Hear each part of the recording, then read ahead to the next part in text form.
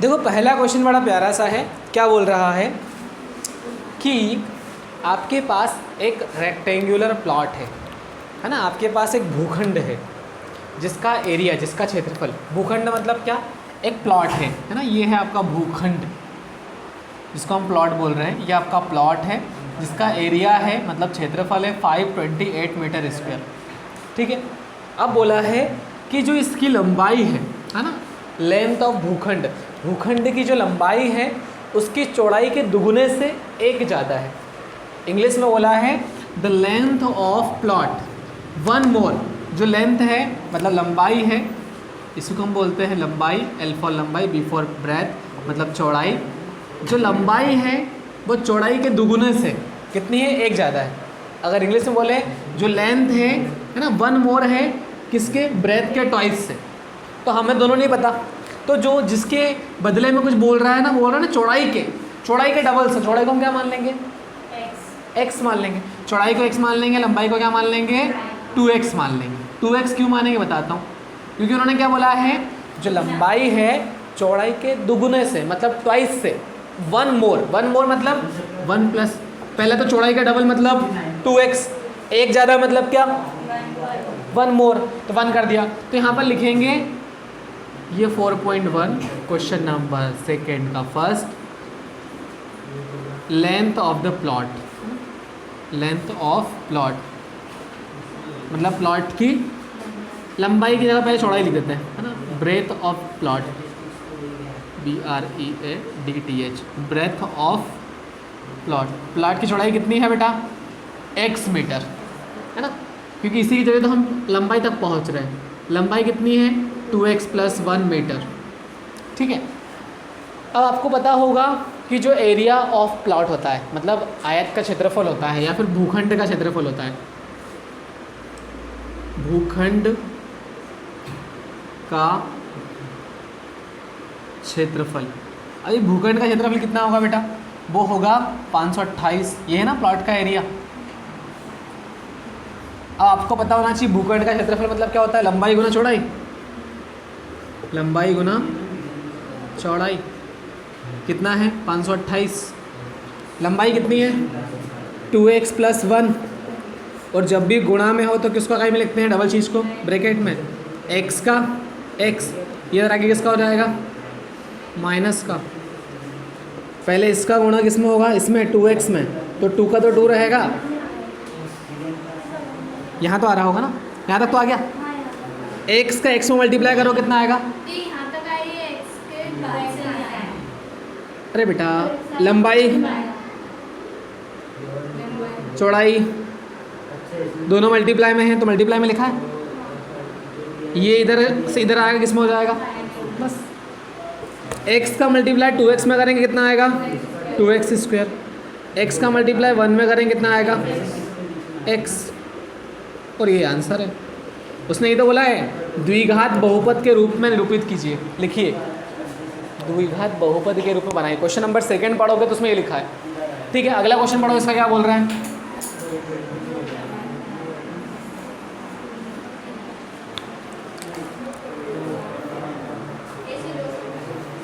दो क्रमागत। हाँ नहीं बेटा, कौन से एक्सरसाइज पे आ गए आप, 4.2 चल रही है अपनी, 4.1 सॉरी, 4.1 का क्वेश्चन नंबर सेकंड का सेकंड।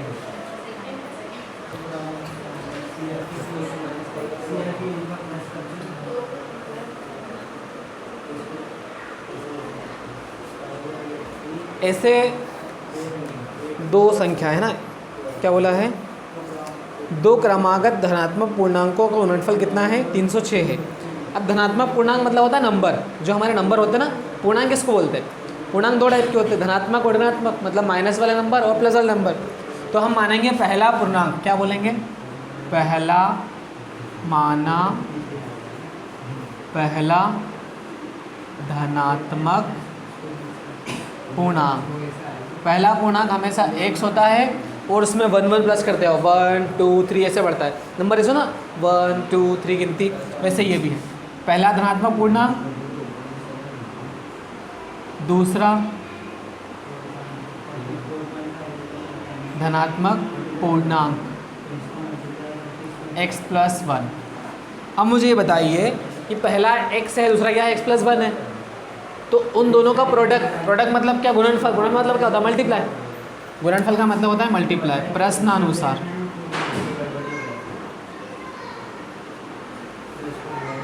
ये है हमारा पहला पूर्णांक, उसमें मल्टीप्लाई करेंगे दूसरे पूर्णांक का, तो कितना मिलेगा हमको, 306।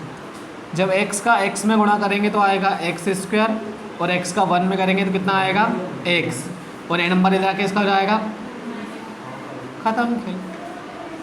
तो तीसरा क्वेश्चन पढ़ लो।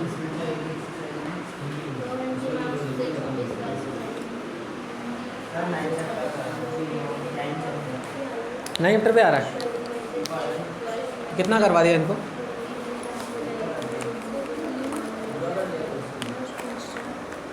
वाह यार बड़े फास्ट चल रहे हैं।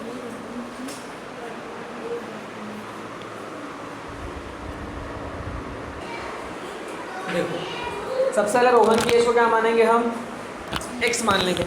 माना रोहन की वर्तमान आयु है ना, अगर नहीं पता होता तो क्या मानते हैं, वर्तमान। जो पूछा भी बताएंगे। माना रोहन की वर्तमान आयु कितनी है बेटा, 1 वर्ष है ना। तो रोहन की जो मम्मी की उम्र होगी है ना, रोहन की माँ की उम्र है ना, रोहन की माँ, अच्छा सही तो लिखा था, रोहन की माँ की उम्र या आयु, ऐसा लगता है माँ की, गाली दे रहे हैं अपन, ऐसा नहीं है लेकिन ऐसा लगता है रोहन की माँ की आयु, ठीक है। तो वो वर्ड में ऐसा लगता है, but don't think about that. 26 वर्ष है, ठीक है, प्लस में 26, क्यों, क्योंकि उससे 26 साल बड़ी है। अभी बोला है 3 साल बाद, अब 3 साल बाद क्या होगा देखिए, 3 साल बाद रोहन की आयु, 3 साल बड़ा होगा छोटा होगा, 3 साल बाद बड़ा होगा। तो यहाँ पर ये x है, इसमें क्या लिखेंगे, x प्लस 3 वर्ष, और वैसे ही रोहन की जो मम्मी होगी वो भी 3 साल बड़े होंगे। तो आज x प्लस 26 है, तो 26 में 3 प्लस करोगे कितना हो जाएगा, 29। तो 3 साल बाद रोहन की माँ की आयु,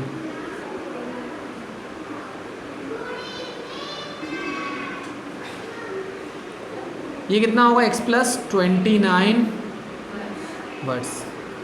तो देखो सबसे पहली बात यहाँ पे हमको ये पता गया है कि 3 साल बाद रोहन x प्लस 3 साल का है और मम्मी जी कितने हैं, x प्लस 29 साल के। तो प्रश्न के अनुसार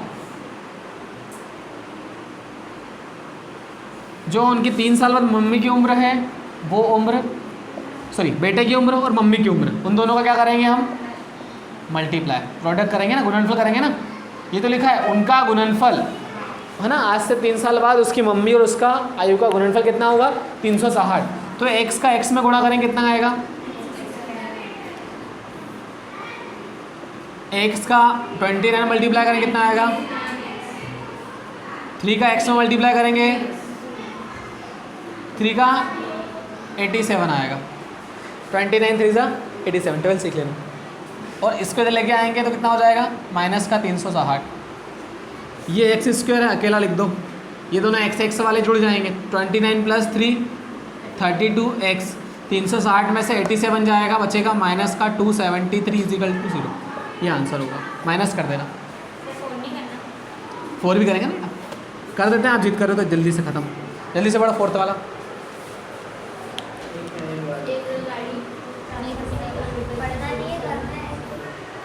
पढ़ तो लो एक बार, लास्ट क्वेश्चन बचा उसको भी कर देते हैं।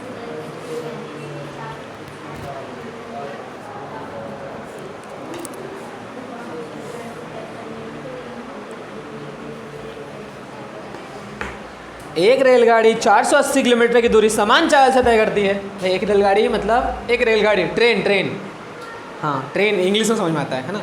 एक ट्रेन एक 480 किलोमीटर की दूरी को एक चाल में, मतलब एक स्पीड में, जैसे मान लो आप 10 पानीपुरी को एक स्पीड में खाते हो, अगली 10 पानीपुरी को अगली स्पीड में खाते हो, सेम टू सेम यही यहाँ पर है, ठीक है। अगली बात करते हैं, इसकी चाल अगर 8 किलोमीटर पर आवर कम कर दी जाए, जैसे मान लो अभी आपने 1 मिनट में 10 पानीपुरी खा गए, और अगली बार आपने कम खाई है ना, 8 कम पानी पूरी खा रहे हैं आप, 2 ही खा रहे हैं मतलब एग्जाम्पल के लिए, तो उसी दूरी को तय करने में 3 घंटे अधिक लेती है। सीधी सी बात है। जब स्पीड आपकी ट्रेन की तेज है, ज़्यादा टाइम तो लगेगा, कम लगेगा। फिर आपकी छुक छुक 2 स्पीड होती ना।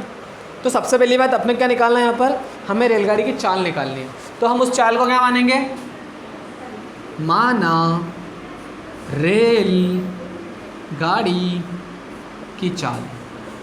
रेलगाड़ी की चाल होगी, चाल हमेशा x मानी जाती है, ऐसा हम बोलते हैं, बाकी आपकी मर्जी हो मान सकते। किलोमीटर पर आवर में रहेगी, है ना, किलोमीटर पर आवर। यहाँ पे m के बाद बड़ी सी डंडी है तो दिख नहीं रही, मैं दोबारा लिख देता हूँ उसको, km/आवर। क्या किलोमीटर प्रति घंटा बोलते हैं इसको हिंदी में, बाकी किलोमीटर पर आवर भी बोल सकते हैं, ठीक है। अब एक बताओ मुझे, आपने कभी गलती से एक फार्मूला सुना होगा, नहीं सुना होगा, समय बता देता हूँ। एक समय का फार्मूला होता है, क्या होता है समय का सूत्र, दूरी बटे चाल। क्या होता है, इसी से हम निकालेंगे इसकी चाल। तो ये हमें पता है कि ये कितना है, ये है उसकी चाल x किलोमीटर पर आवर, नहीं पता है तो, लेकिन हमको दूरी पता है। दूरी कितनी है, 480 किलोमीटर। अब अगर पहली कंडीशन के अकॉर्डिंग देखें हम, है ना, पहली कंडीशन के अकॉर्डिंग तो लिया गया समय है ना, पहली शर्त के अनुसार लिया गया समय। अगर पहली कंडीशन के अकॉर्डिंग हम समय देखें तो समय का फॉर्मूला क्या है, दूरी बटे चाल। दूरी कितनी है, 480, और चाल क्या है, x। मतलब अगर अपन पहली स्पीड से चलते हैं x किलोमीटर पर आवर से, तो अपने को ऐसा टाइम लगेगा। अभी टाइम हम निकालेंगे प्रॉपर तरीके से। दूसरी बार लिया गया समय, दूसरी बार बोलो, अगर चाल कम कर दी जाए, लिखा ना ऐसे, क्या लिखा है ना, यदि इसकी चाल कम कर दे तो, है ना, अगर चाल 8 किलोमीटर पर आवर कम कर दे तो क्या होगा, कर दे तो लिया गया समय सेम टू सेम रहेगा। वो तो डिस्टेंस तो सेम रहेगी ना, 480, दूरी तो सेम, लेकिन चाल अपनी क्या थी, अभी x थी, छुक छुक छुक तेज चल रही थी, लेकिन अब क्या हो गई, धीरे धीरे। लेकिन कितने धीरे हुई, 8। भाई 8 किलोमीटर पर आवर कम हुई ना। ये तो अपनी स्पीड भली फास्ट वाली है, लेकिन हमने क्या कर दिया, उसकी स्पीड कम कर दी। तो यहाँ पर हमको समय क्या लग रहा है, कम, यहाँ पर समय ज़्यादा लग रहा है। इतनी बात समझ में आई क्या, पक्का सच में इतना ही समझना है, बाकी तो बहुत आसान है। अब मुझे बताइए कितना समय ज़्यादा लग रहा है हमको, 3 घंटे। अगर इस चाल से चलेंगे कितने घंटे ज़्यादा लगेंगे, 3 घंटे। एक काम नहीं कर सकते हम, ऐसा बता सकते ना, जैसे मान लो मैं बोलूँ ये मेरी बहन है जो कि कितने साल की है, 13 साल की है, और ये मेरी बहन है ये कि 11 साल की है ना। तो अगर मैं पूछूँ आपसे दोनों का डिफरेंस कितना है, 2 साल का। 13 में से 11 गया तो कितना बचेगा, 2। लेकिन कैसे पता चला, बड़े नंबर में से छोटे नंबर को माइनस करा तो चल गया पता। तो बड़ा नंबर क्या है यहाँ पर, ये। क्यों, क्योंकि ज़्यादा समय ले रहा है। तो जो ट्रेन धीरे धीरे चल रही है, छुक छुक छुक, ये वाली, ठीक है, इसको माइनस करेंगे हम इसमें से, जो ट्रेन तेज चल रही है। लेकिन कितने घंटे कम लगेंगे हमको इस ट्रेन में, अगर ज़्यादा में से हम कम को माइनस करेंगे तो कितना आना चाहिए, 3 घंटे आना चाहिए। क्यों, क्योंकि ये 3 घंटे ज़्यादा ले रही है और ये कम ले रही है, तो हम यहाँ पे लिखेंगे 3 इक्वल में, मतलब ज़्यादा में से कम को माइनस करने पे कितना आना चाहिए, 3। अब यहाँ पर हम लेंगे एलसीएम। क्या लेंगे, एलसीएम। जब इसका और इसका एलसीएम लेंगे तो दोनों को लिखना पड़ेगा, किसको, दोनों को। तो इसको पहले लिखता हूँ, इसको लिखा पहले, यहाँ पे मल्टीप्लाई करते हैं क्या, ठीक है। इसका मल्टीप्लाई एक्स में करेंगे कितना आएगा, इसका मल्टीप्लाई इसमें कितना आएगा, 8x। इसका मल्टीप्लाई इधर करेंगे क्रॉस तो कितना आएगा, 480x। लेकिन इसका अभी इधर मत करना, उसको पहले ब्रैकेट में लिखना। क्यों, क्योंकि माइनस का साइन बाहर है। तो पहले लिखो माइनस का 480, और ब्रैकेट में किसको लिखोगे, इसको, उधर जाएगा ना मल्टीप्लाई में, x माइनस 8। इसका इधर क्रॉस मल्टीप्लाई, इसका इधर, इतना सा करा है बस, ठीक है। अब क्या करेंगे, इसको सेम टू सेम लिखेंगे 480 एक्स। एक काम करें क्या, मल्टीप्लाई करते हैं क्या, नहीं करते समझ में नहीं आएगा आपको। 480 एक्स, इसका मल्टीप्लाई पहले इसमें करेंगे तो कितना आएगा, माइनस का 480 एक्स, माइनस माइनस का मल्टीप्लाई क्या हो जाएगा, प्लस। मल्टीप्लाई करके देख लेना, आएगा 3840। कितना आएगा, 3840। 8 का 0 में करेंगे तो कितना आएगा, 0। 8 का 8 में करेंगे तो 64 का 4, 8 8 जा 64, 64 का 4, कैरी आई 6, 8 4 जा 32, 8 चौक 32, 32 और 6 38, 3840। और इक्वल में तो कुछ है ही नहीं अभी कि है, ये नीचे सेम टू सेम आ जाएगा। अब देखो क्या होगा, 480 प्लस का 480 माइनस का क्रॉस मल्टीप्लाई आता है, इसका इधर करेंगे तो दोनों में होगा। 3 का मल्टीप्लाई एक्स स्क्वायर में होगा तो कितना हो जाएगा, फिर इसका इसमें करेंगे तो 8 3 जा